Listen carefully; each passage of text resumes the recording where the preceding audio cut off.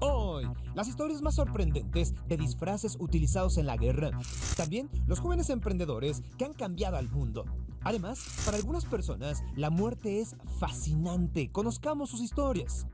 Finalmente, las leyendas más increíbles sobre Troyes. Todo será difícil de creer.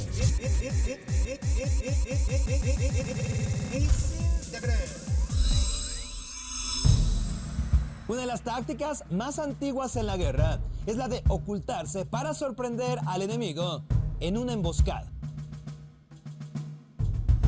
Entonces, conozcamos los ejemplos más ingeniosos que se han dado en la historia de la guerra.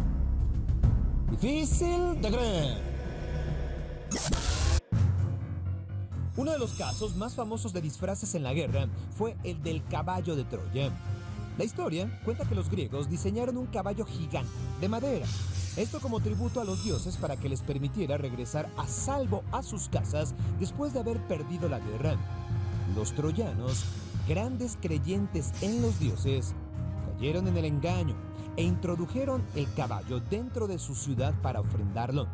Sin embargo, en el interior del caballo se escondían soldados griegos que durante la noche salieron de su escondite para abrir las puertas de la ciudad de Troya, dejando entrar al ejército griego que destruyó la ciudad. Durante la Primera Guerra Mundial, Francia se interesó mucho en desarrollar técnicas de camuflaje para sus tropas. Incluso contrató a artistas como el pintor cubista André Malraux para que se encargaran de diseñarlo. Una de las técnicas de camuflaje que crearon los franceses durante la Primera Guerra Mundial fue la de diseñar árboles que sirvieran como disfraz para los soldados. Así es, los artistas del equipo de camuflaje se encargaban de diseñar árboles de metal huecos que eran bastante similares a alguno que se encontraba en el campo de batalla. Luego, por la noche, un grupo de soldados se encargaba de derribar el árbol original y de sustituirlo con el árbol falso. Uno de los soldados se introducía en el árbol y desde ahí podía espiar al enemigo e incluso atacarlo sin ser detectados. En la Primera y Segunda Guerra Mundial, los ejércitos utilizaron una técnica conocida como buques Q o buque señuelo, que consistía en disfrazar un barco de guerra como si fuera un simple barco mercante, ocultando su artillería. Esto con la intención de atraer a los submarinos enemigos para que salieran a la superficie a atacarlos al creerlos indefensos, pero el buque señuelo aprovecharía la oportunidad para atacarlos con todo su armamento oculto.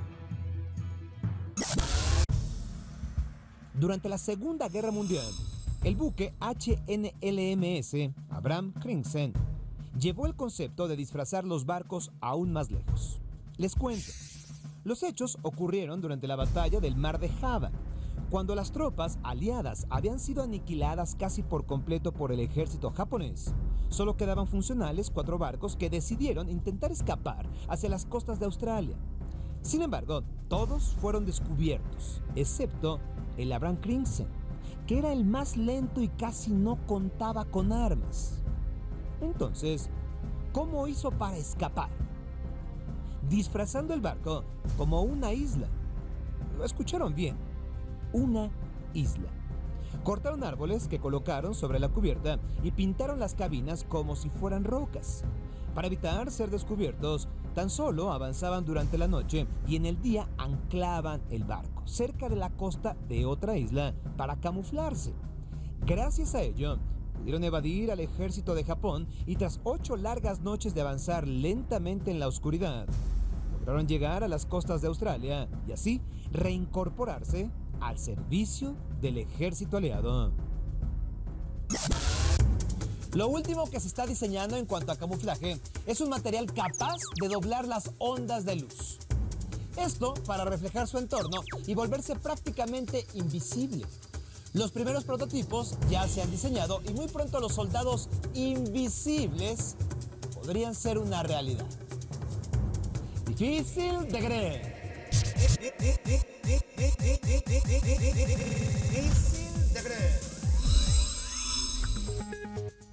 La verdadera novedad asusta a las viejas generaciones. Sin embargo, la energía de lo nuevo superará siempre la resistencia de lo viejo. Como diría Jack London, la juventud, lo nuevo, lo emprendedor, marcará la pauta del camino a seguir. Por ello, es tiempo de que hablemos de los emprendedores. Aquellos hombres y mujeres también, que sin importarles el qué dirán, han descubierto nuevos caminos, que muchas veces resultan difíciles de creer.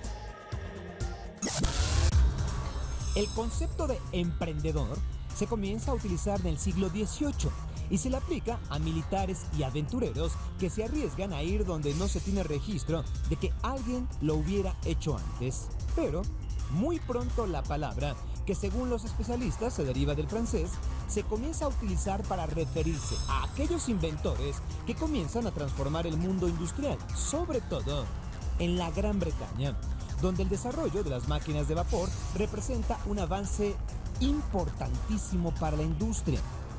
Así es que el término va ganando renombre hasta entrado el siglo XIX, cuando en los Estados Unidos gente como Thomas Alva Edison y Nikola Tesla le dan un nuevo carisma, ya que estos hombres utilizan su intelecto no solo para crear máquinas que les den a ganar dinero, sino que logran, con el manejo de la electricidad, transformar nuestra visión del mundo.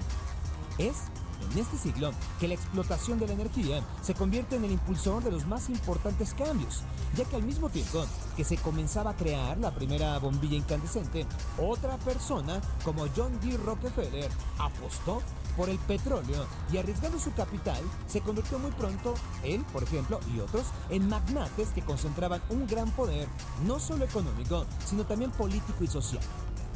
Ya que se dice que en sus mejores años, las empresas del señor Rockefeller controlaban la producción del 90% de todo el petróleo que se explotaba en Estados Unidos.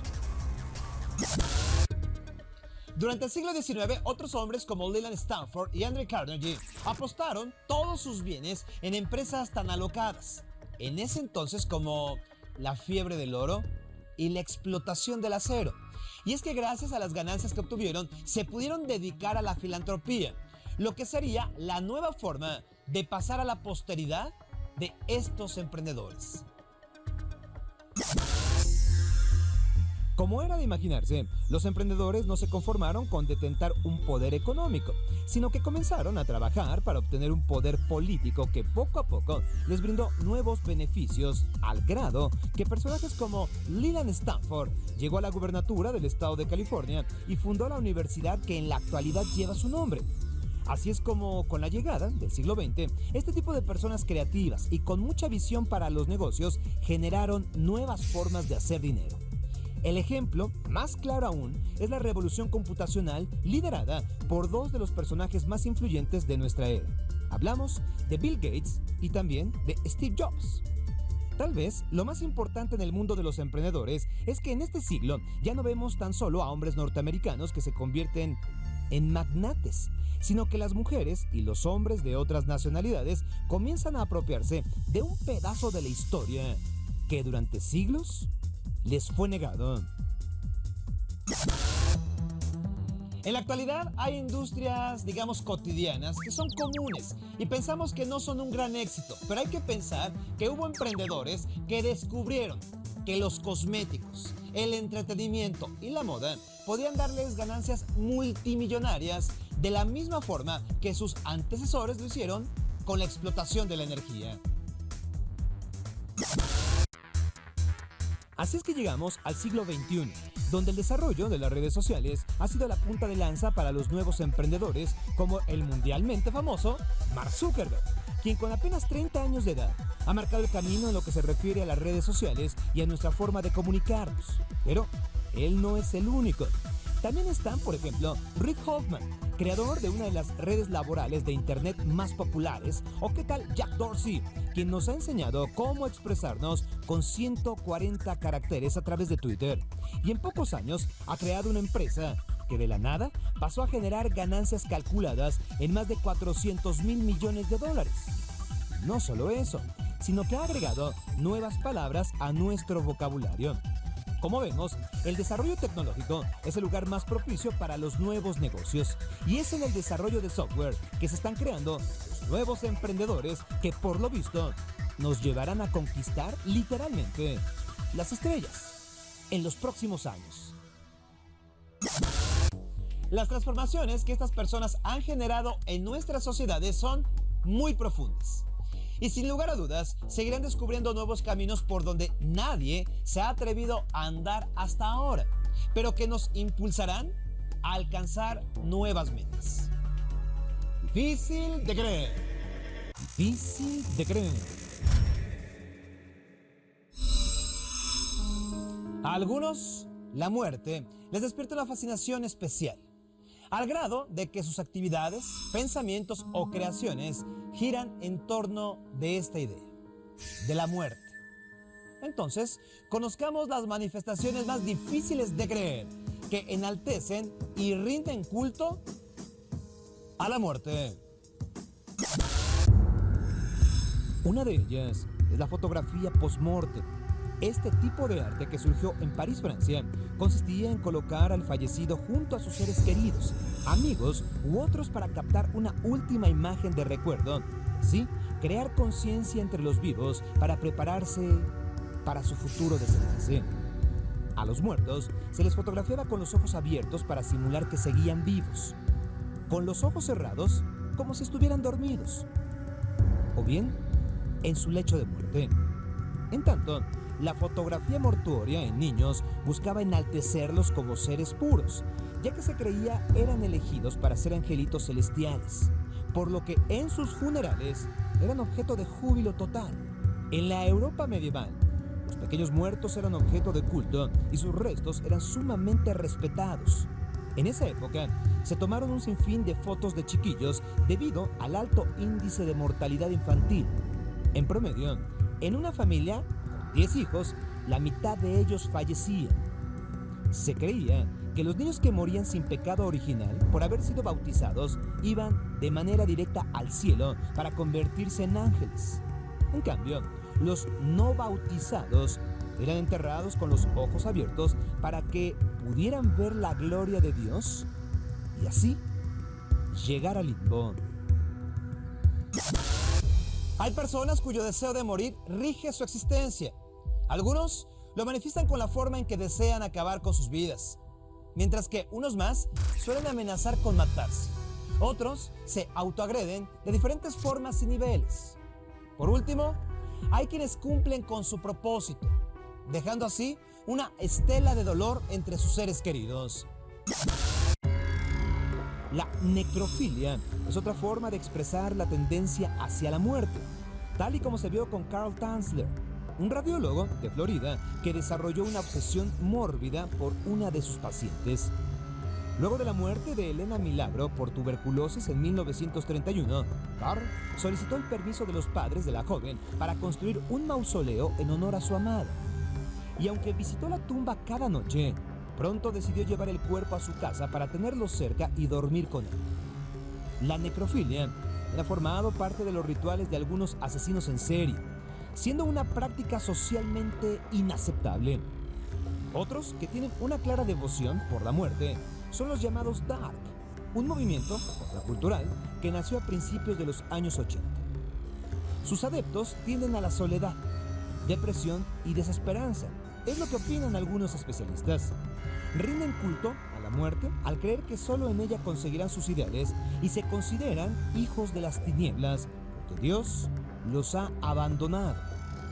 En cambio, visualizan a la vida como un infierno.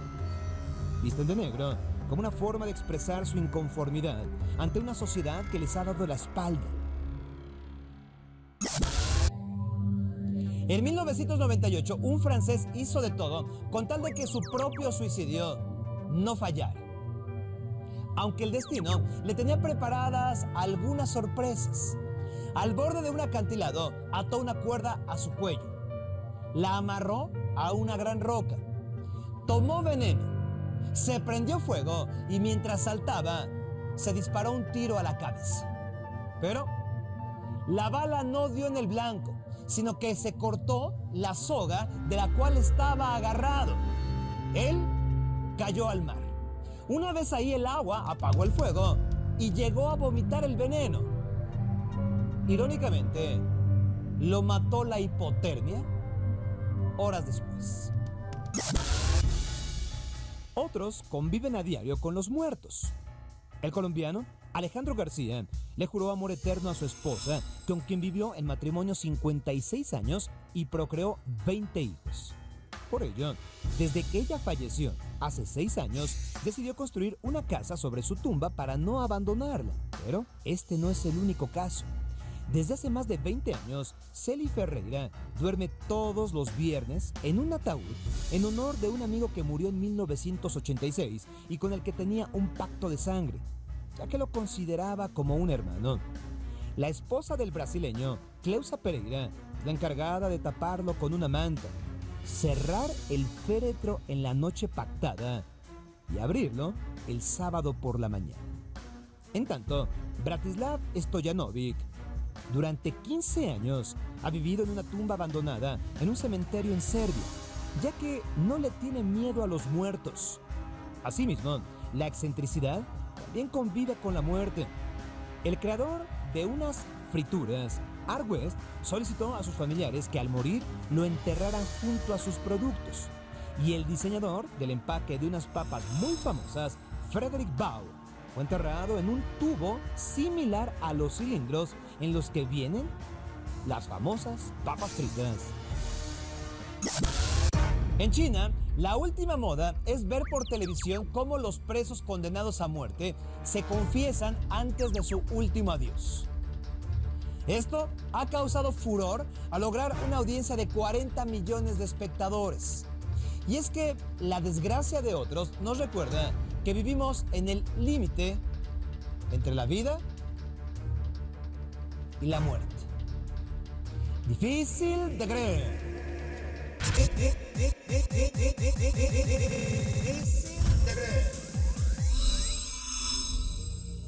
Las leyendas dicen que estos seres se ocultan en los bosques. Ahí atacan a seres indefensos o cazan humanos incautos. También se piensa que sus mayores enemigos son los relámpagos, pero también las campanadas de las iglesias. Hay quien cree que entre la leyenda se puede adivinar un origen real y que estas criaturas todavía sobreviven sin ser molestadas, temerosas de ser descubiertas. Hablamos de los monstruos típicos de Escandinavia. De manera común, les llamamos trolls. Difíciles de creer. Escandinavia es una península del norte de Europa que ocupan actualmente los países de Suecia, Noruega y Finlandia. En esta región de fríos y largos inviernos surgió la leyenda de los trolls, seres monstruosos que viven en cuevas, ocultándose de la luz del sol que supuestamente los puede convertir en piedra. Se dice que los trolls atacan a los humanos que se atreven a entrar a sus dominios y aunque se supone que no son muy inteligentes, sí poseen gran fuerza, lo que los hace peligrosos. La mayor parte de las leyendas dice que los trolls son grandes seres deformes, pero algunas otras dicen que asumen la forma de un ser humano para evitar ser descubiertos. La primera mención que se hace de ellos surge alrededor del siglo IX y desde ese momento han formado parte del folclore escandinavo. De forma tradicional, se dice que los trolls nunca habían aceptado el cristianismo como religión. Y el extremo de ello es que las campanadas de una iglesia son letales para estos seres. Entonces, se supone que la mayoría de ellos huyeron para no ser destruidos. Y sin embargo, muchos solían regresar por las noches para acabar con granjas enteras o secuestrar ganado o hasta personas inocentes. Las leyendas cuentan que el dios escandinavo Thor, dios del trueno y los rayos, expulsó a muchos trolls al lanzarles sus relámpagos. Por ello, hoy no se pueden encontrar a estos seres en Escandinavia. Otra leyenda dice que en una ocasión, varios de estos seres fueron engañados por monjes para hacerlos salir en pleno día y la luz del sol los convirtió en piedra y montaña. Hoy, todavía, muchas montañas en Escandinavia tienen nombres relacionados con los trolls. De acuerdo con estas historias, los trolls se acercan a los seres humanos para realizar un extraño ritual. En este, intercambian a sus propios hijos por niños humanos. Según el folclore de varios países de Europa, los seres mágicos como los trolls, las hadas, los duendes o los gnomos suelen entrar a las casas donde hay bebés recién nacidos. Esto con el objetivo de llevárselos y en su lugar dejar criaturas del bosque. A veces dejaban pedazos de madera que gracias a un encantamiento parecían ser niños humanos que, sin embargo, fallecían a los pocos días de nacidos. Las leyendas varían acerca de por qué hacían este cambio. Algunos piensan que se llevaban a los niños no bautizados, ya que una vez hecho el ritual, los monstruos no podían acercárseles. Otros cuentan que los trolls deseaban que sus hijos fueran educados por seres humanos, ya que vivirían mejor. Por su lado, las hadas solían llevarse a niñas rubias, ya que las atraía mucho ese color. También dicen que la leche materna es el único alimento que puede consumir una hada y por ello dejaban a sus hijos con madres humanas. La mayoría de los niños cambiados, por ejemplo, los trolls que habían sido criados en casas humanas, olvidaban que eran trolls y entonces vivían de manera normal. Pero otros lo recordaban en la adolescencia y regresaban con su antigua familia. Por su parte, los niños humanos que iban a vivir con las criaturas del bosque nunca, jamás regresaban. Para evitar este cambio de niños, los antiguos escandinavos colocaban objetos de metal, por ejemplo, tijeras o un cuchillo. Los ponían sobre la cuna de un bebé sin bautizar. Esto porque según las leyendas dicen que los trolls le tienen miedo al metal. Si el niño era secuestrado de todas formas, se recomendaba que los padres trataran mal al bebé troll para que su madre regresara por él. Estas leyendas siguen siendo muy populares en toda Escandinavia. De hecho, son tan famosas que aún en la actualidad los juguetes de trolls se venden como pan caliente. Y no solo ahí, la fiebre por los trolls se extendió a todo el mundo. Algunos piensan que son malos, que son villanos, que no hay que provocarlos. De lo contrario, sacarán su lado monstruoso. Difícil de creer. Soy Sergio Sepúlveda. Hasta la próxima.